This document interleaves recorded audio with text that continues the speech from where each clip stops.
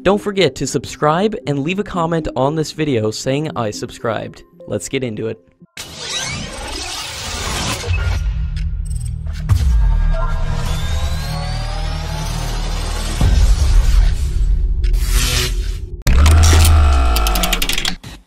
In a big boost for Indian Defence Forces, the first batch of 4 Chinook helicopters for the Indian Air Force has arrived in India.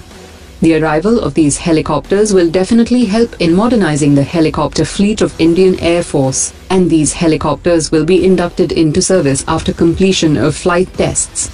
India signed a $3 billion deal for purchase of 15 Chinook and 22 Apache helicopters from the US, and the contract has a clause to place follow-on orders for 11 more Apaches and 7 more Chinook helicopters.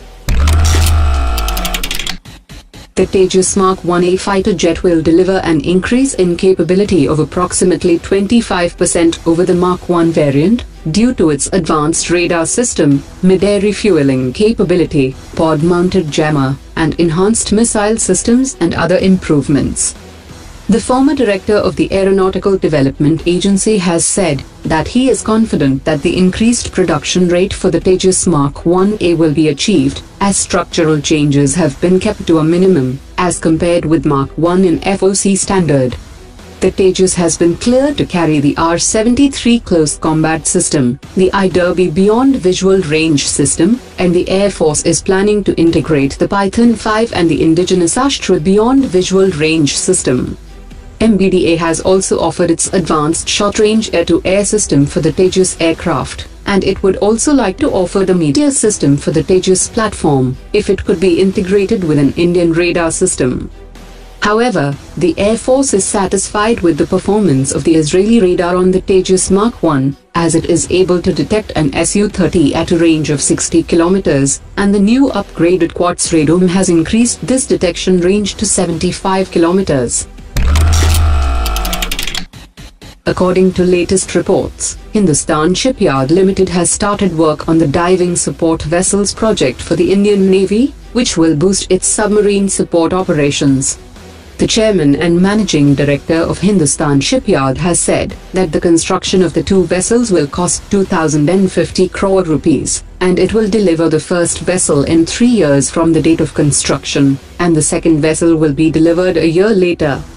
The shipyard has also completed the price negotiations for the construction for 4 bollard pull tugs, and the Indian Navy is all set to award the 250 crore rupees contract shortly.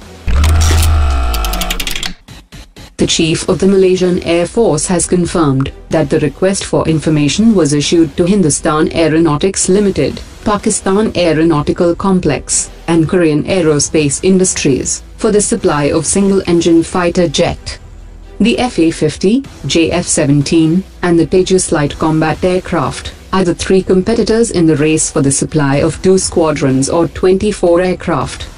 India's Tejas is expected to appear at Malaysia's International Maritime and Aerospace Exhibition in March, which will allow the Malaysian Air Force pilots and crew to have closer look at the jet, and the aircraft will be offered for trials.